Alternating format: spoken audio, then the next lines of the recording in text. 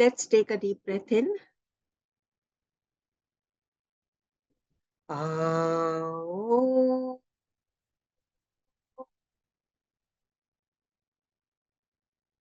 Asato ma satgamaya, tamaso ma jyotirgamaya, mrityorma amritam gamaya.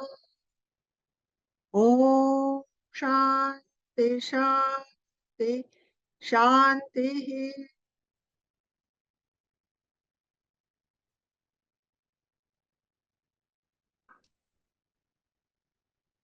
Yes. बात करूं? हाँ इसमें एक स्मृति का अंश भी आता है हाँ कि जब जो मैं बचपन में थी हाँ उसकी स्मृति मेरे को थ्रू आउट अभी तक है. इसका हाँ मतलब आई एम अनचेंजिंग, माय हाँ body is changing. exactly exactly. ठीक है ना? Understood, Roxana? So not only at the intellectual, somewhere deep down, beyond the intellect, you know, before you got the mind, intellect is in the mind, buddhi is in the mind. Before you got the mind, as a small child of 3 months, sometime when you became 3 months old, you got the feeling, I am, I am. That I am, before your mind came, before your sense organs were developed, you were there before that. What was that which was there before the mind came?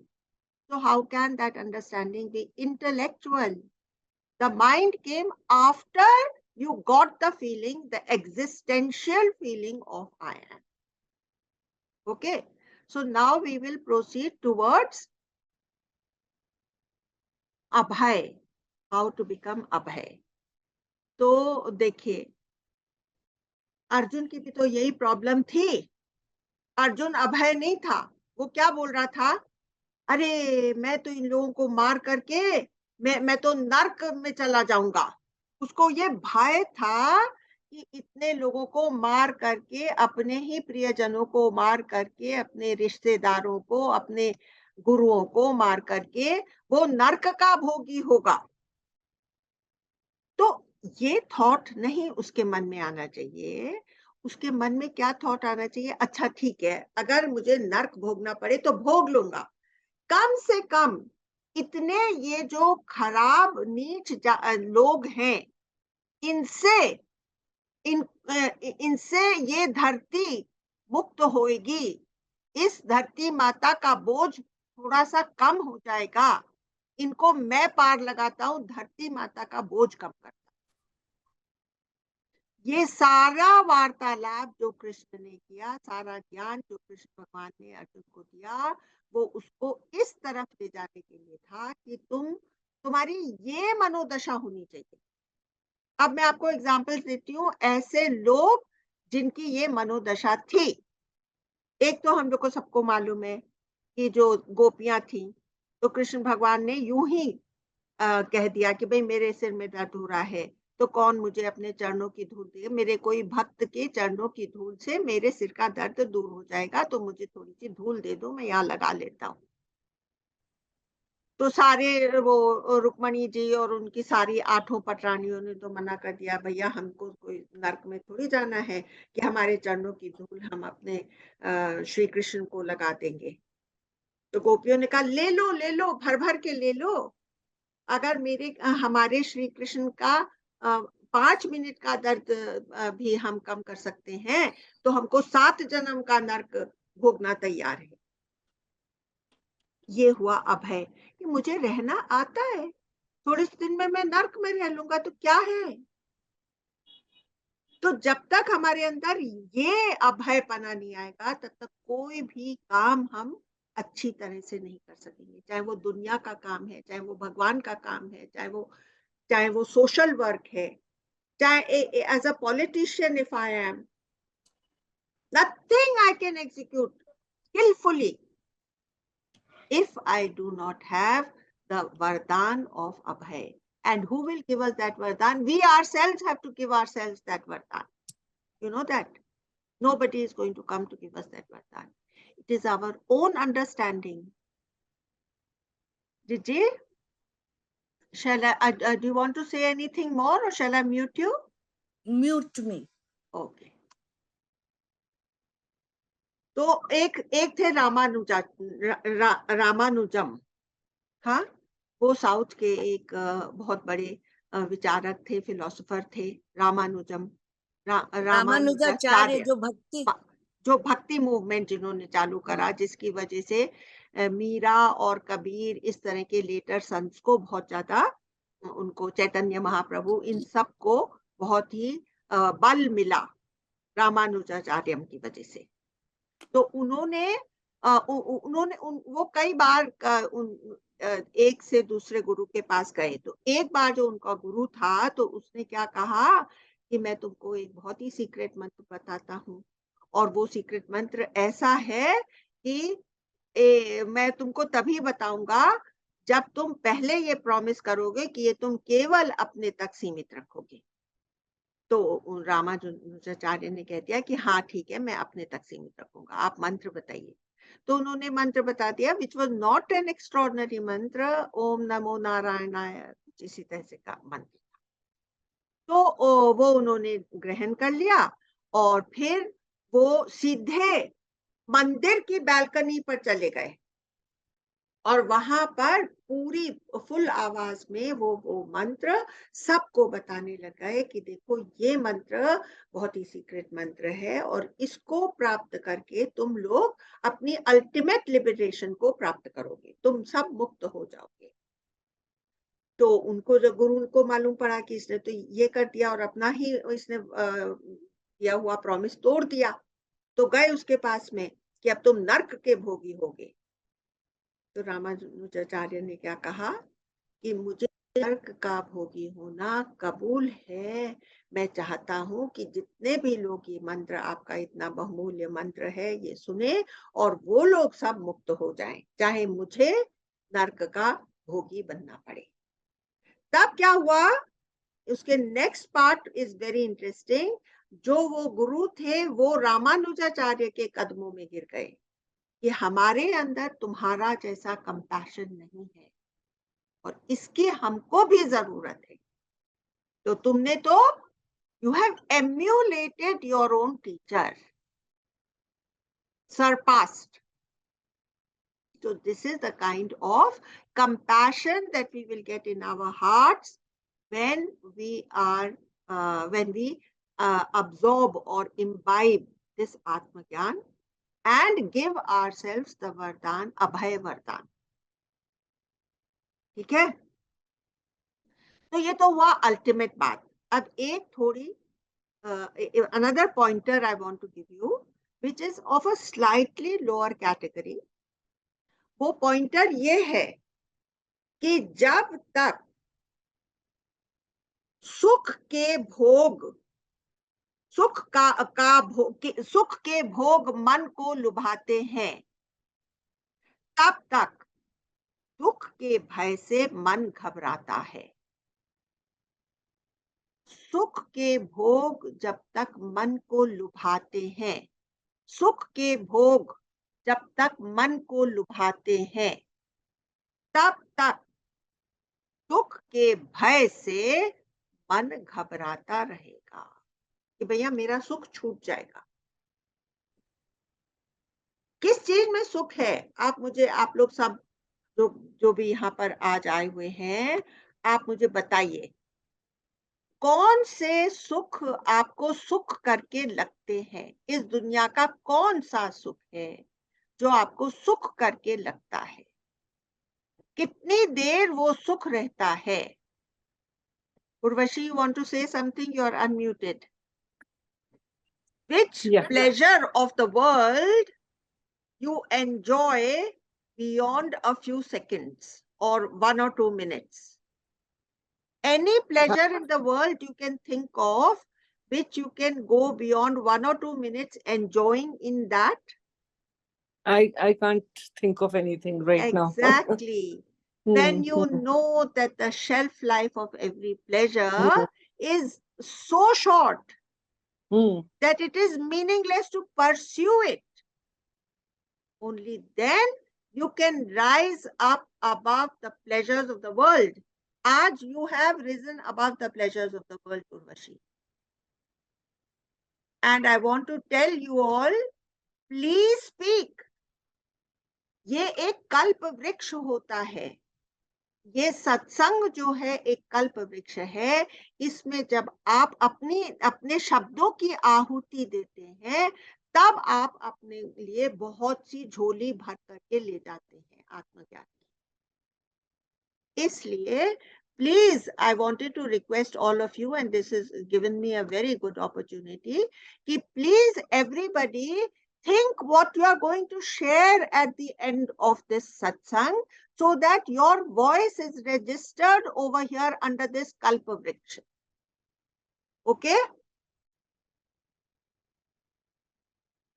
Okay, and please may I request all of you, if possible, please, तीन जनों ने तो अपने videos on रखे हैं, और आप लोग अपना ही फायदा करेंगे अगर आप अपने वीडियोस ऑन रखेंगे, क्योंकि अगर आप अपने वीडियोस ऑन नहीं रखेंगे तो या तो आप झपकी लेंगे या आप अपने आप को अलाउ करेंगे कि you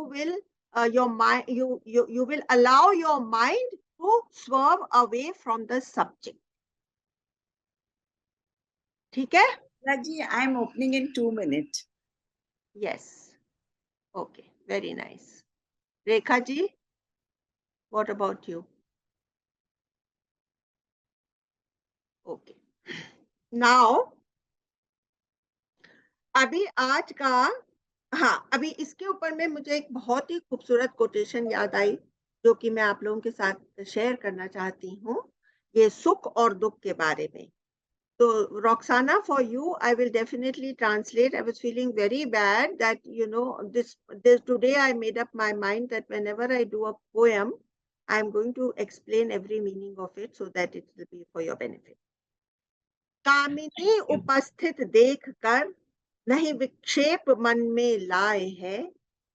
कामिनी उपस्थित, कामिनी मतलब ब्यूटी, उपस्थित present, देख, when we see anything very beautiful, nahi vikshep man mein laye hai, there is no halchal happening in my mind. Vikral mrityu sameep hi dekh nahi ghabraye hai. एक बहुत ही भयंकर मृत्यु सामने खड़ी है, लेकिन मन चिंतित नहीं हो रहा है. विकराल मृत्यु समीप ही देख नहीं घबराए है. विवल न जिसका हो हृदय, जो हलचल में नहीं आता है, जो धैर्य से संयुक्त है, who is ever sitting in his own patience, तल्लीन अपने आप में, अपनी आत्मा का स्मरण उसको हमेशा है. मैं ये नहीं कह सकती कि वो आत्मा को याद करके वो एकदम ही अपने क्वाइट्यूड में रहेगा. भाई, डेथ सामने फेस कर रही है, whatever is required to be done, we will do that. But from within, we are not going to be upset, because we know that one fine day this body is going to pass away. What is there to talk about it? Is it a big deal that is going to happen to me? Each one of us is going to pass away one fine day. तल्लीन अपने आप में सो प्राज्ञ जीवन मुक्त है. वो प्राज्ञ जिसकी प्रज्ञा खुल गई है, जो प्रज्ञावान है. प्राज्ञ जिसकी intuitive understanding has opened up. The intuitive understanding is that which is beyond the mind and the sense organs. That kind of an understanding, when the mind is quiet, when the sense organs are left on automatic mode, but that understanding remains, so pragya jivan. Understood, Roxana? Yes, Kamna ji. So now we are going to do our Brahma Sutras, and so this is the second chapter ka fourth section. Can you imagine? We have come up to the fourth or last section of the second chapter, and we are going to do 16 verses of that, sutras of that this today. तो प्राण के बारे में ये section है. जैसे कि मनीषा ने याद दिलाया था कि last section was about the जीवात्मा, relationship between the जीवात्मा and the paramatma. सोल और सेल्फ का रिलेशनशिप हम लोगों ने करा था, और अपनी सेल्फ के बारे में भी सब कुछ जाना था कि भाई वो एटॉमिक है, वो किस तरह से होती है, उसका नेचर क्या है, उसका स्वभाव क्या है, वो कैसे हमारी इंद्रियों के एक्सपीरियंसेस के साथ में मिल जाती है और दुखी सुखी होती है. ये सब हम लोगों ने लास्ट टाइम जाना था. आज हम लोग जानने वाले हैं प्राणों के बारे में. Does that excite you? You know about your prana? Huh? Jiji, I can't see your face because your mobile is too tilted. So now I will give you few introductory words about this section which is dealing with the pranas. In this section, the creation, the nature, and the number of pranas are going to be discussed. And the word prana has several meanings in the Upanishads. So we are going to talk about all those various meanings of prana, of which 3 will be considered in this section. Pranas are sometimes the organs. Sometimes prana shabd is referred to the vital force.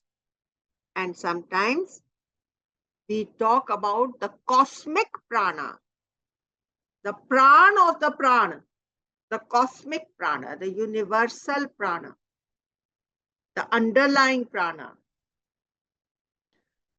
So now Brahma.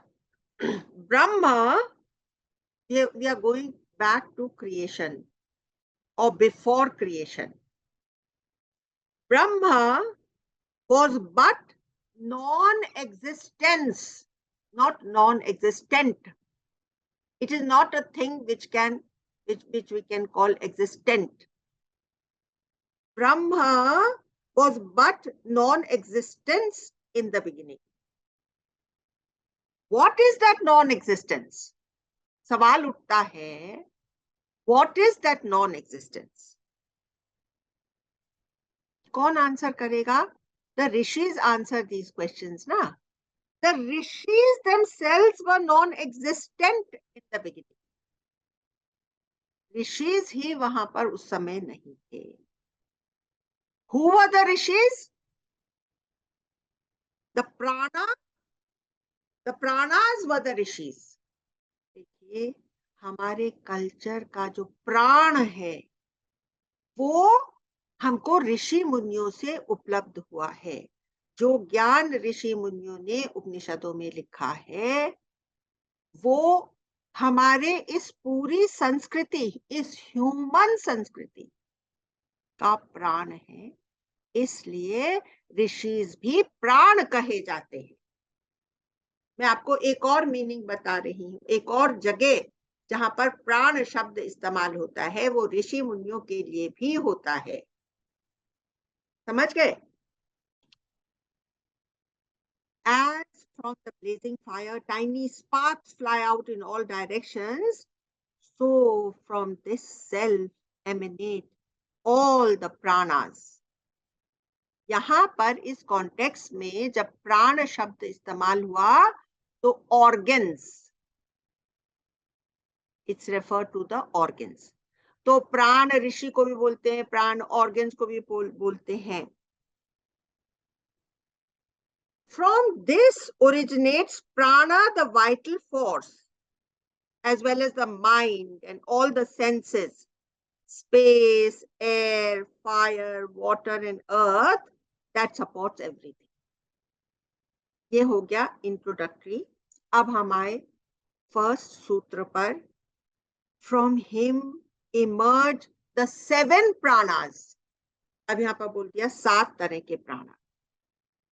अब किसको बोला है यहाँ पर? इस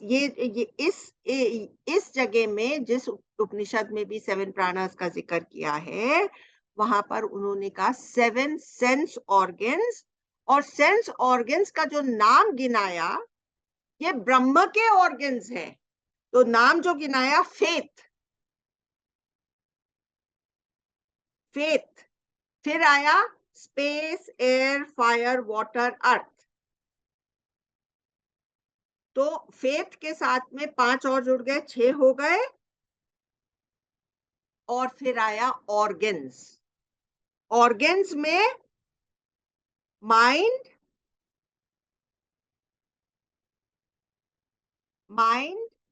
and food, मतलब अन्नमय कोश और मनोमय कोश, इन दोनों को मिलाकर के ऑर्गन शब्द इस्तेमाल कर दिया।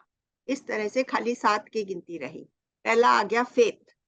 तो देखिए, जब ब्रह्म केवल नॉन एग्जिस्टेंस था, तब एक महाकाली का फेथ आया कि मैं इस नॉन एग्जिस्टेंस को क्रिएशन बना सकती हूँ। वो फेथ था ना उसका। माया, महाकाली मतलब माया, ब्रह्म था नॉन एग्जिस्टेंस, उसके अंदर एक इनहेरेंट माया फेथ के रूप में, रिजॉल्व के रूप में, महाकाली के रूप में रहती ही है। उस फेथ ने 5 एलिमेंट्स बना दिए, और उन 5 एलिमेंट्स के साथ कॉरेस्पॉन्डिंग इंद्रियाज बना दी, तन्मात्राएं बना दी, सब कुछ उसके बाद एक के बाद एक बनता गया। Not in as fast a motion as I am shaking my hands. Each thing took billions of years. And our Rishi Munis understood this span of time. There is no other civilization that has talked about the magnitude of time except our civilization. यहाँ पर मैं आपको अपने, जिससे कि हमारे मन में अपनी ही सिविलाइजेशन के प्रति और श्रद्धा जागे, मैं आपको एक छोटा सा एक कहानी सुना देती हूँ। और ये बात मैंने आप लोगों को पहले भी कई बार बता दी है। ये क्या बात है कि जो नाम था नीत्से,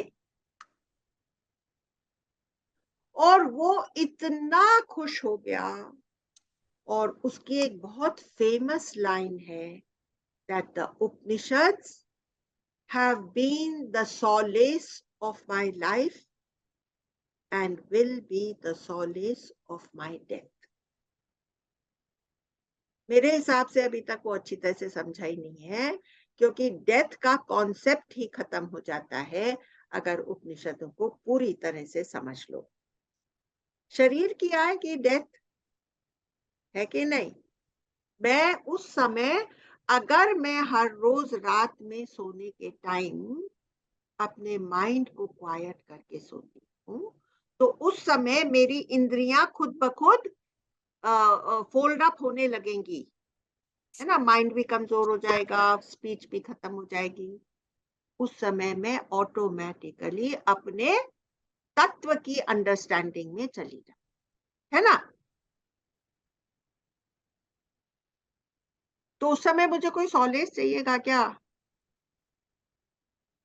चाहिएगा क्या सॉलेस? मुझे तो पहले ही मालूम है ना उर्वशी, चाहिएगा क्या solace?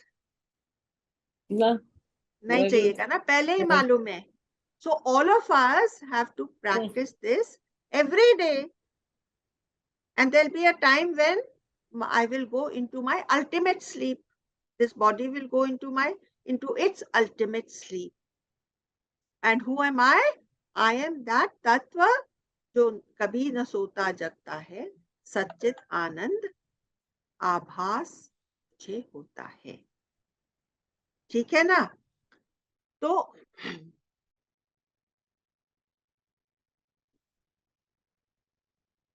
so now from this, so sutra number 1, from this self emanate all the organs, all worlds, all gods, and all beings. All emanates all organs, all worlds, and all gods. पहले organs क्या हो गए? जो धरती, आकाश, वायु, fire, ये सब भी तो ब्रह्म के ऑर्गन्स हैं. और फिर उसके सटलर ऑर्गन्स जैसे कि माइंड, एंड फिर उसका ग्रॉस ऑर्गन जो है फूड, ये सब चीज बन गया. ठीक है. Now we are Can I ask one question? please. Is breath different from prana? Yes, this is what we are going to learn about. Okay. Exactly. breath, ये जो प्राण, जो चीफ प्राण है, अभी हम लोग जिक्र करेंगे चीफ प्राण का. वो जो चीफ प्राण है, it is the breath of the breath. Okay. वही हम लोग सीखेंगे. ठीक है. He was there long time with me. हाँ. तो ओ अडोरेबल, सूत्र नंबर 2, ओ अडोरेबल वन, ये कौन से उपनिषद से कोट कर रही हूँ? Mundaka Upanishad. O adorable one, which is that thing which having been known all this becomes known. this मतलब ये जो जगत है, ये जो संसार है, ये सब का सब मालूम पड़ जाता है. which having been known, जैसे एक बार मट्टी जान ली, जैसे लहर ने पानी को जान लिया, तो वो सब लहरों को जान गया. from him originates the prana etc. ठीक है. अब पुरुष alone is all this. Next line, ये सारा संसार जो है ये केवल पुरुष है. और दिस पुरुष alone is all this. This का क्या मतलब? दिस मतलब जो हमारी जिंदगी है, जो हमारा कर्म है, जो हमारा ज्ञान है, जो हमारा अज्ञान है, जो हमारा भ्रम है, जो हमारा कर्म है. यहाँ पर एक्सप्लेनेशन में ब्रह्म सूत्र में लिखा था, our karmas and our knowledge. मैंने उसके साथ जोड़ा नॉलेज एंड इग्नोरेंस. नॉलेज है, इग्नोरेंस है. नोइंगनेस है, इल्यूजन है. कर्म है, उसके फल है. ये सब कुछ कौन बना है? वो पुरुष बना है. He who knows this supremely immortal Brahma as existing in the heart destroys the knot of ignorance. ग्रंथि, knot मतलब गांठ. जो गांठ लग गई है मेरी समझ में, वो गांठ डिस्ट्रॉय हो जाती है जैसे ही हम इस ब्रह्म तत्व को तत्व से जान लेते हैं. अब ये देखिए, जो ब्रह्म है वो कैसा है? Brahma is without prana and without mind. He is pure and superior to the other superior immutable, that is माया.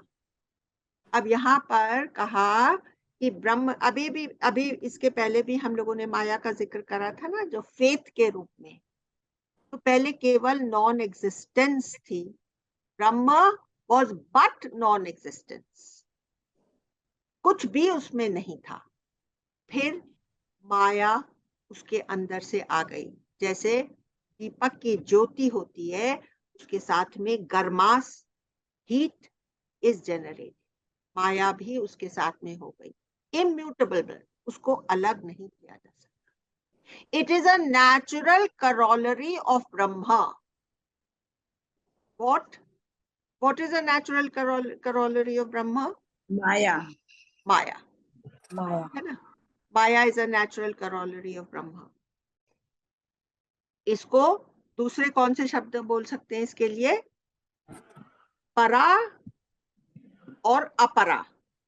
अपरा विद्या, अपरा विद्या माया की जितनी भी इस relative plane, practical plane, existential plane की जो कुछ भी, एग्जिस्टेंशियल नहीं, प्रैक्टिकल प्लेन, फेनोमेनल प्लेन, इसके बारे में जो कुछ भी हम जानते हैं, जितनी भी साइंस है, टेक्नोलॉजी है, अपने जितने भी मेडिकल साइंस है, जितनी भी एस्ट्रोनॉमिकल साइंस है, जितने तरह के एडवांसमेंट्स और टेक्निक साइंस ने अडॉप्ट किए हैं, वो सब अपरा विद्या है। और परा कौन है? वो परमात्मा है, पुरुष है, परमेश्वर है, ब्रह्म विद्या है। ठीक है। सूत्र 3, he created prana and faith from prana। पहले ब्रह्म ने प्राण पैदा किया और उस प्राण से फेथ भी पैदा हो गया। In this very context, speech, the vital force and the mind are mentioned as proceeding out of fire, water and earth in the Chandogya उपनिषद। अब प्रॉब्लम हो जाती है कि सारे उपनिषदों में जहां जहां प्राण का जिक्र है, जहां जहां ये पंच महाभूतों का जिक्र है, तो उन सब को रेकंसाइल करना पड़ता है कि भाई ये सही है कि ये सही है, इसका क्या मतलब हो सकता है, क्यों यहाँ पर इस तरह से लिखा है। तो छांदोग्य उपनिषद में लिख दिया कि फायर, वाटर और अर्थ in this very context, speech, the vital force and the mind are mentioned as proceeding out of fire, water and earth। कि पहले फायर, वाटर एंड अर्थ हुआ और उसके अंदर से स्पीच, वाइटल फोर्स और माइंड निकला। Mind is formed out of food and speech out of fire, and it goes without saying that they must have originated from the Brahma। अच्छा भैया, कोई भी पहले निकला हो, कोई भी पीछे निकला हो, असल में एक चीज तो सभी उपनिषदों में कहा है कि सभी चीज ब्रह्म से पैदा हुई है। पहले there was nothing but Brahma, so everything has emerged out of Brahma। इसमें कोई टू ओपिनियंस नहीं। तो ये the origin of prana has been settled in these 4 sutras which we have done up to now, and now we are on topic 2, which is the number of pranas। कि प्राण के कितने number हैं। अभी हम लोगों ने पढ़ा था कि भाई 7 प्राण होते हैं, तो ये डिस्प्यूट हो गई है, क्योंकि कुछ उपनिषद में लिखा है कि 7 प्राण होते हैं, किसमें लिखा है 8 प्राण होते हैं, मतलब 8 ग्रहास एंड 8 अतिग्रहास, इतने प्राण होते हैं। किसी में लिखा है 9 प्राण होते हैं, किसी में लिखा है 10 प्राण होते हैं, किसी में लिखा है 11 प्राण होते हैं। तो अब मैं आपको सब समझा देती हूँ। तो मुंडक उपनिषद में लिखा है कि 7 प्राण। तो मुंडक उपनिषद ने क्या कहा? 2 आंखें, 2 नॉस्ट्रल्स, 2 कान और 1 टंग, ये हो गए 7 प्राण। हाँ, मतलब the organs of perception। फिर लिखा 8 तो लिखा कि 8 और ग्रहास एंड 8 अतिग्रहास, इसको एक बार छोड़ देते हैं। फिर किसी में लिखा है 9। तो 7 जो अभी मैंने बताया, 2 आंख, 2 कान, 2 नाक और 1 टंग, ये मुंह का। हाँ, तो इसके साथ में 2 और जोड़ दिए, नीचे के दोनों फंक्शंस, एक्सक्रीटरी और रीजेनरेटिव, ये 2 और जोड़ करके 9 बोल दिया। फिर जिसने बोला 10, उन्होंने इन 9 के अंदर एक नेवल, मणिपुर चक्र का जो स्थान है, नेवल जोड़ दिया। इस तरह से 10 का जिक्र करा। किसी ने बोला 11, तो ये 9 प्लस उन्होंने माइंड जोड़ दिया, इस तरह से उन्होंने 11 प्राणों का जिक्र करा। अब हम लोग छठे सूत्र पर आ जाते हैं। Pranas are deposited in the cavity of the heart by 7 and 7. तो 7 and 7 की गुत्थी में हम लोग जाएंगे नहीं, खाली ये समझना है कि प्राण को समझने के लिए हमको अपने हार्ट सेंट्रिक होने की जरूरत है, नॉट माइंड सेंट्रिक। प्राण क्या चीज है, जैसे ब्रह्म को समझने के लिए हमको हार्ट सेंट्रिक होना है। मतलब क्या? When the mind is stilled, when the organs are on automatic mode, we do not have to apply our mind to it, then what we are experiencing is not an understanding of the mind, it is called an understanding of the heart. From the cavity of the heart, you get the pragya to understand the reality of Brahma. Is it making sense to you? Is it making sense to you? Urvashi, will you please unmute yourself? Otherwise, there may be disturbance.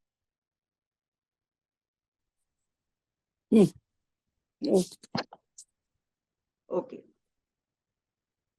Now we are on topic 3 and we have come to Sutra number 7. Atomic pranas. अब वो बोलता है सब प्राण atomic है। अभी तक रेखा जी का क्वेश्चन आंसर नहीं हुआ है। रेखा जी ने ये पूछा था कि इज प्राणा डिफरेंट फ्रॉम द ब्रेथ। अभी तक वो अब वो डिटेल में आंसर होएगा रेखा जी, तो you just wide your time. अभी पहले वो बता रहा है कि प्राण जो है वो एटॉमिक है। मतलब ब्रह्म में तो एटम नहीं है, Brahma is transcendental of atoms. लेकिन जब ब्रह्म ने प्राण को क्रिएट किया तब वो एटॉमिक हो गए, उसके अंदर थोड़ी ग्रॉसनेस आ गई। समझ गए कि नहीं? ब्रह्म तत्व से एटम जो है वो ग्रॉस है कि नहीं आप लोगों की समझ से?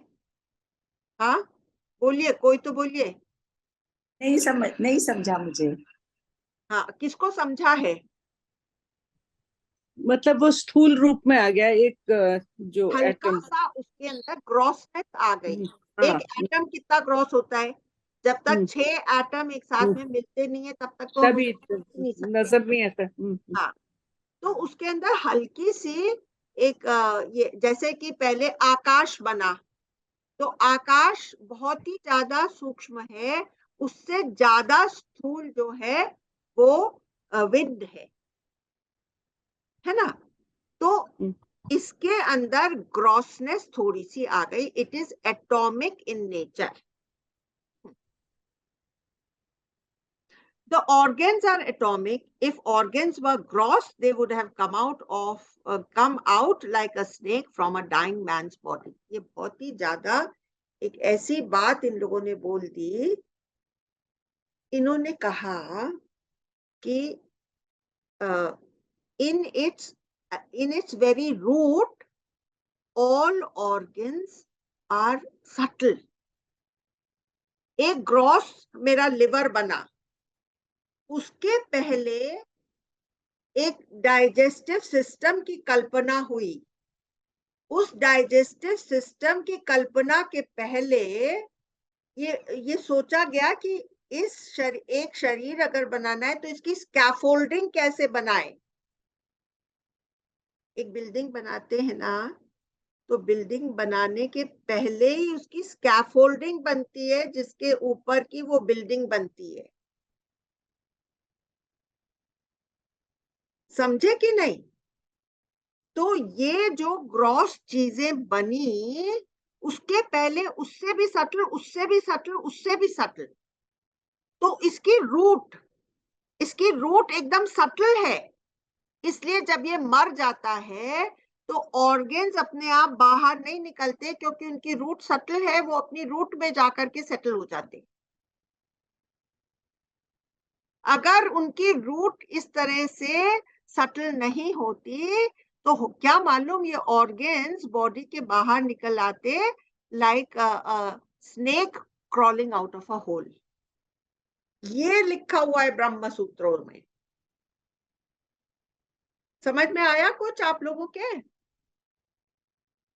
समझ में आया क्या? It's quite strange ना Yes. what they have written. Yes. हाँ Yes. हाँ, अभी ये तो हो गया।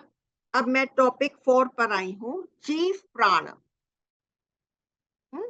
चीफ प्राण एंड इट्स क्रिएशन। ये हो गया सूत्र नंबर 8। प्राण is the foremost product of Brahma. सबसे पहले ब्रह्म में कुछ भी बना, उसके पहले एक अंडरलाइन या चीफ प्राण बना। उस प्राण की स्कैफोल्डिंग पर सारी creation. Urvashi, is it understanding? You are understanding? And see, it is about us, so we should be interested. We can't say कि भाई ये तो बहुत ही डिटेल में है, ये तो हम लोग को समझना ही नहीं, क्या करेंगे इसको समझ करके। नहीं, अपने आप को जानना जरूरी है। तो जो पहले एक चीफ प्राण, ये चिच्ची, you want to जब say? ब्रह्म को मैं करके जाना ना, जब ब्रह्म को जाना कि ये मैं हूं, मैं करके ब्रह्म को जाना। नहीं, अभी हम लोग बने नहीं है, अभी तो ब्रह्म नहीं, वो ठीक है, हाँ। पर हम इंटरेस्टेड हो जाते हैं उस सब चीज में हाँ। जब ये मालूम पड़ता है कि ये सब हमारी ही बात हो रही है। Yes, very nice, very nice. That is perfect. That's too good. Yes. Just mute yourself after you've spoken, huh? एक सूत्र है, उसका नाम है नासादीय सूत्र। लिख लीजिए, नासादीय सूत्र, the subject of which is Brahma. And that sutra says it is describing प्रलय की dissolution, जब सब चीज ब्रेक डाउन हो रही है, उसको वो बता रहा है। तो then there was neither mrit nor amrit, neither death nor nectar. Roxana, neither death nor nectar, neither moon, which is the symbol of night, nor sun, which is the symbol of day. Only one Brahma breathed. Breathed matlab existed. Together with Maya, held in itself, but without air. अभी तक air बनी नहीं है रेखा जी, अभी तक air बनी नहीं है। The activity of prana is mentioned as existing prior to creation. This is for your understanding, Rekha ji. कि एयर हुई, ब्रीदिंग हुई, उसके पहले प्राण बन गया। But Brahma is without pran and without mind. He is pure. Pran is indeed firstborn, foremost. इसके लिए क्या शब्द है? श्रेष्ठ, सबसे बड़ा, eldest, because it starts functioning from the very act of depositing the seed in the womb. यहाँ पर seed क्या है? Brahma is the seed and womb क्या है? Hiranyagarbha is the womb. Hiranyagarbha, that very big garbha, that Chidakash, it's all in the mind at present. Hiranyagarbha is synonymous with Chidakash. Rekha ji, Chidakash is equal to Hiranyagarbha. Yes, I'm understanding. Okay? Yes.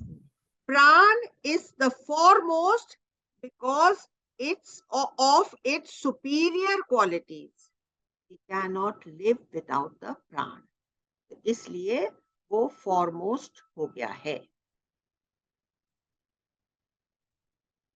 Topic 5, nature of प्राण. अभी हम लोग nature पर आ गए और इसमें 9, 10, 11, 12 सूत्रास cover हो जाएंगे. प्राण is neither air nor a function. Which pran? The chief pran. The chief pran is neither air nor a function. कि जैसे वो डाइजेशन कर रहा है या सर्कुलेशन कर रहा है या हार्ट बीट कर रहा है या हार्मोनल सिस्टम जो एंडोक्राइन सिस्टम है उसको वर्क कर रहा है. Neither is it a function nor is it air. कहीं कहीं आता है कि प्राण is air and that air is of 5 kinds. अब ये उतर आए कि भाई कहीं कहीं प्राण को एयर भी बोला जाता है. Outgoing breath, incoming breath. That which is spread over the whole body, that's another kind of prana.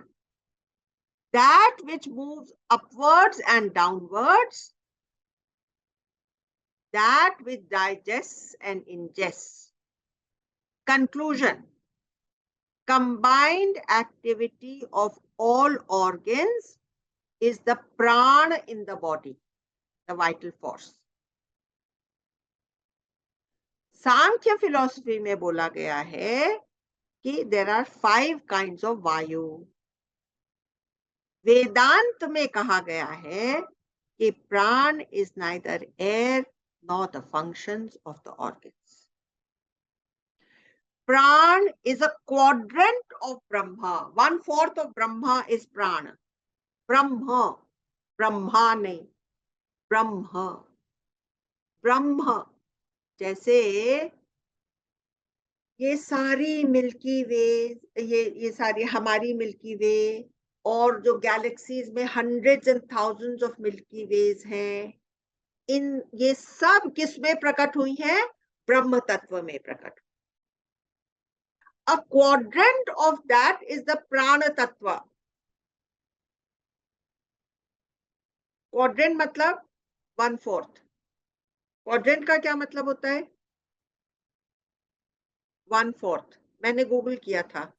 ना चौकोर का मतलब क्वाड्रेंट एक्चुअली मींस स्क्वायर. क्वाड्रिलैट वो तो नहीं है रेक्टेंगुलर. मैं बोल रही quadrant means 1/4. So 1/4 of that, yeah. Quarter. 1/4 of Brahma is prana. To understand, 1/4 of Brahma is prana.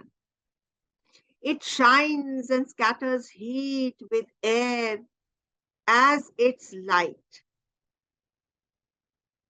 प्राण क्या करता है? वो सारे को एनलाइटन कर देता है. और एयर भी जैसे कि पार्ट ऑफ इट्स लाइट है. If it had been the same as air, it would not have been mentioned separately. This question is now categorically answered that pran is different from air. There is a declaration of superiority of prana. अपने उपनिषदों में ये बार बार कहा जाता है कि प्राण जो है वो सुपीरियर है. Therefore, pran is different from air as well as the functions. Pran enters the body with the air and exists there with some specialized features. अब प्राण हमारी बॉडी में एयर के साथ आ जाता है और हर एक ऑर्गन के स्पेशल फीचर के साथ कंबाइन होकर के उसके सारे फंक्शनिंग को एनलाइवन करता है वो प्राण.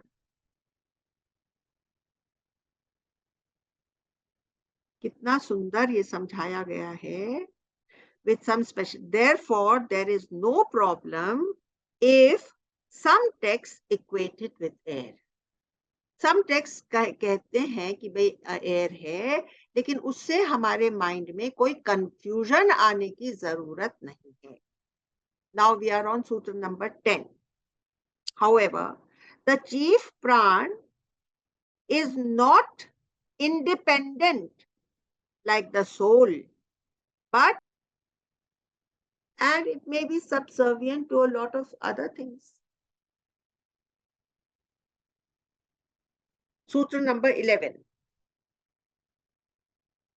इस 11th सूत्र में बताया कि एक बार सारे organs of perception and the organs of action उनमें लड़ाई छिड़ गई कि भाई कौन ज्यादा सुपीरियर है।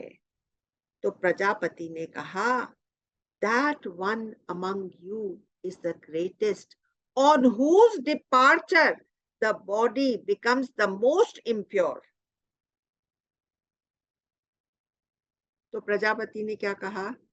प्रजापति ने कहा कि जिसके जाने से ये शरीर सबसे ज्यादा दूषित हो जाता है। तो जैसे कि जैसे ये मर जाएगा तो इसके जाने के बाद इसके प्राण इसके अंदर से निकल जाएंगे, तो इसके अंदर कितनी जल्दी डिटीरियोरेशन होता है। एकदम ठंडा हो जाता है, फिर उसके अंदर से फूलने लगता है, फिर इसके अंदर से बदबू आने लगती है। तो प्रजापति ने कहा, that one is the most superior, जिसके चले जाने के बाद the body becomes the most defiled, the most impure. तो सबने देखा, पेट ने देखा, हाथ ने देखा कि अरे मेरे चले जाने से तो कुछ फर्क नहीं पड़ता, आंख ने देखा कि मेरे चले जाने से भी कोई खास फर्क नहीं पड़ता, मुंह ने देखा, जबान ने देखा कि मेरे चले जाने से भी कुछ नहीं होता है ना। सो अगर मेरे जबान का टेस्ट खत्म हो जाएगा और उसके अंदर से इंट्रावीनसली अगर हम नरिशमेंट देते रहेंगे तभी भी ये कितने दिन चलता रहता है ना। But when the chief pran attempts to depart, all organs appear to become weakened and the possibility of death becomes imminent. Clear हो गया? Without any doubt, without any semblance of doubt remaining in our mind? Yes. Pran said, do not be deluded. I hold the body together. ठीक है? The radiant infinite being preserves this unclean nest of the body with the help of prana, the vital force, and roams out of the nest. जब जरूरत होती है तब वो उसके बाहर चला जाता है। Who, the radiant infinite being, preserves this impure nest with the help of prana. ठीक है? In deep sleep, when the organs sleep, the body continues to be preserved by prana. प्राण शक्ति फिर भी रहती है, सारे ऑर्गन सोए पड़े हैं, लेकिन प्राण उसको एकदम ठीक करता है। नॉट ओनली उसको ठीक रखता है, उसको रिपेयर करता है, रिजुविनेट करता है, उसको बलशाली बनाता है ना। अब बोला कि जो सोल है, जीवात्मा, as a result of whose departure shall I rise up, and a result of who soul, जीवात्मा कहती है, as a result of whose departure, किस चीज के चले जाने के बाद shall I rise up, मैं भी बाहर निकल जाऊं, and as a result of whose continuation shall I remain established. जीवात्मा कहती है कि किस चीज के जाने से मुझे निकलना अनिवार्य हो जाता है। I cannot but go out of the body. प्राण के निकल जाने से जीवात्मा को बाहर निकलना ही पड़ता है। प्राण जब तक है तब तक जीवात्मा इसको इनहैबिट कर सकती है। प्राण which is created, the answer of this question which the Jivatma has asked, a answer is Pran which is created by Brahma itself. अब बोलता है 12 सूत्र में, प्राण has 5 states like the mind. What are the 5 states? Pran moves forward and performs exhalation. अब यहाँ पर क्या कहा है, देखिए कितना डिस्प्यूट रहता है. प्राण को हम लोग बोलते हैं कि ये इनहेलेशन है और अपान को हम बोलते हैं कि एक्सहेलेशन. लेकिन यहाँ पर कहा है prana moves forward and performs exhalation, prana moves backwards and performs inhalation. Dhyan exists in between these two and gives strength. Dhyan का क्या रोल है कि it exists between pran and apan and gives strength. Udan moves upward and causes departure from the body. Saman carries the essence of food equally to all the different in all living beings. In all who are living, it is the Saman Pran which distributes the nourishment to the whole body in all the pranis.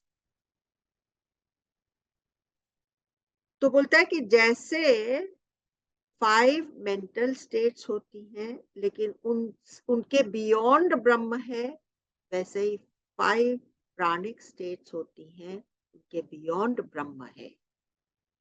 So what are the 5 mental states which are mentioned here in the Brahma Sutras? Right knowledge. Highest mental state is when we are in Brahma Gyan. Second, error. हमारे को कुछ गलत फहमी हो गई है. गलत फहमी की वजह से हमारे को illusion, we are in illusion. And then there is 4th stage is sleep and 5th stage is memory. What is to be understood here is mind has 5 states which are all below the Atma Tattva. So also Pran has 5 states which are all instruments to the Atma Tattva.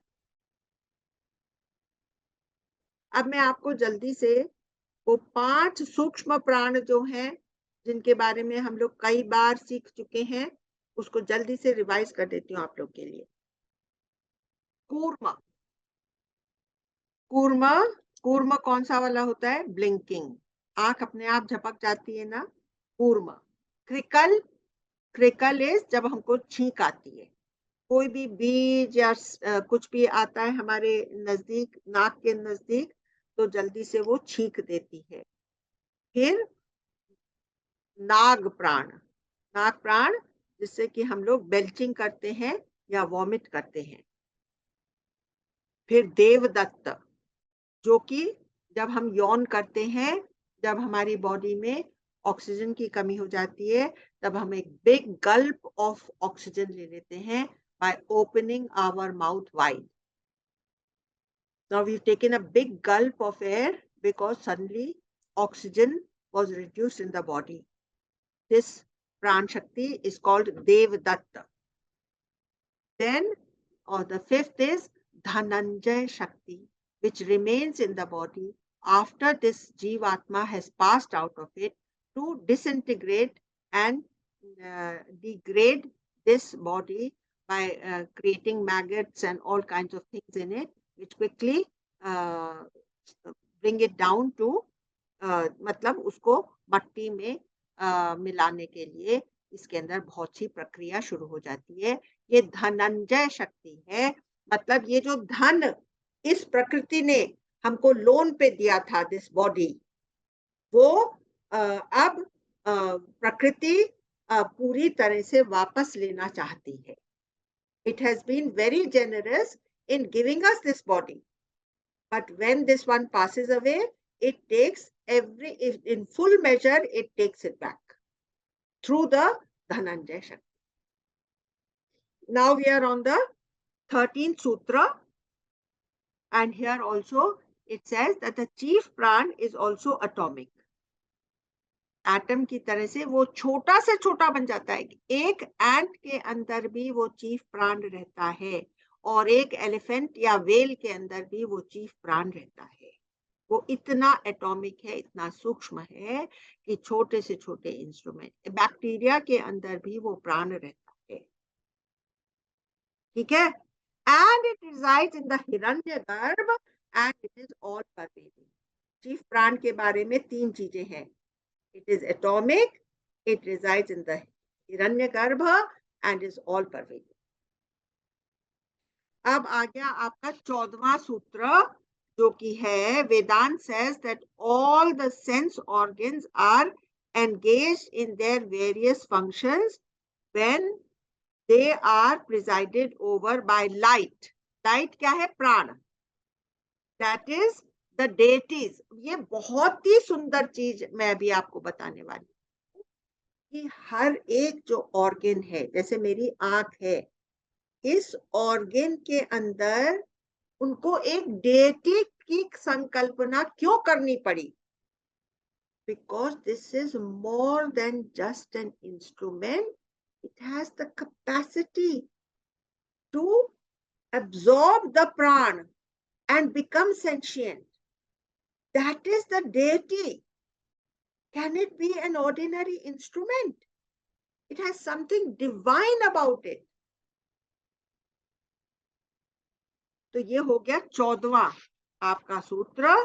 और 15वें सूत्र में क्या लिखा है कि ये जो आपकी आंख है ना, इस आंख के अंदर की जो प्यूपल है उसके अंदर वो डेटी रहती है, आंख की डेटी. और इसी तरह से हर ऑर्गन के सूक्ष्मतम रूप में वहां पर वो कैपेसिटी रहती है जो कि प्राण को अब्सॉर्ब करे और सेंशियंस को अब्सॉर्ब करे और अलाइव हो जाए. तो इसको हमारे ऋषि मुनियों ने बहुत सोच समझ करके एक नाम दिया कि ये देवी है, ये प्रिजाइडिंग देव है. कितनी सुंदर बात है. ये जो जड़ शरीर है, इसके हर एक ऑर्गन के अंदर वो देव बैठा है, वो डिविनिटी बैठी है जो कि ब्रह्म को अब्सॉर्ब करके पूरी सेंशियंट हो जाती है, सेंशियंट हो जाती है. तो ये हो गया 15वां सूत्र. और 16वां सूत्र है. इसीलिए अमला जी कहा जाता है ना, कण कण में भगवान. हाँ, तो ये डेप्थ में डीप मीनिंग इज दिस. हाँ. हम लोग क्या समझते थे? ऐसे ही बोल रहे हैं ये लोग. पहले तो मैं ऐसे ही कहती थी, ऐसे ही बोल दिया है. अब जब इसके डिटेल में जाओ, इसीलिए तो लोग ब्रह्म सूत्र कर रहे हैं कि हम लोग को उसकी असलियत समझ करके उसके ऊपर विश्वास, कन्विक्शन हो जाए हमारा कि ये कितना डिवाइन है. इसके रोम रोम में देवी बैठी है प्रभु. इसलिए गुरुदेव कहते हैं ऑनर योर बॉडी. इसकी डिटेलिंग तत्वबोध बुक में है आमला जी. पूरा एक एक डेटी और एकदम पूरा डिटेल में एक्सप्लेनेशन किया हुआ है. Thus the जीव आत्मा ग्रीव्स. अब क्या होता है कि ये जो इसके अंदर की सेंशियंस है, वो जीव आत्मा के ऊपर पूरी ऐसी कवर अप कर लेती है जीव आत्मा को कि जो जीव आत्मा है वो जब ये मन सुखी दुखी होता है तो जीव आत्मा उसको अपना समझ करके वो भी सुखी दुखी होने लगती है, क्योंकि उसके अंदर कर्तापन. तो इस सब के पीछे जो हमारा भ्रम है वो क्या है? मैं देह हूं हे तात तो इस पाश में जकड़ा गया. मैं एक बॉडी हूं हे तात, हे मेरा माय डियर वन, तू इस बॉन्डेज में आ गया, तू इस हिप्नोसिस में आ गया कि ये तू देह है, चिरकाल तक फिरता रहा, जन्मा जिया फिर मर गया. चिरकाल तक, बहुत लंबे टाइम तक. चिरकाल फॉर एवर एंड एवर. रोक्साना, चिरकाल means ever and ever, for ever and ever. ये फिरता रहा, roamed about, जन्मा, जिया, फिर मर गया, फिर जन्मा, फिर जिया, फिर मर गया, चिरकाल तक. Forever and ever it continued in this life because of that one wrong hypnotic factor which I allowed myself to be under that spell. I am the body.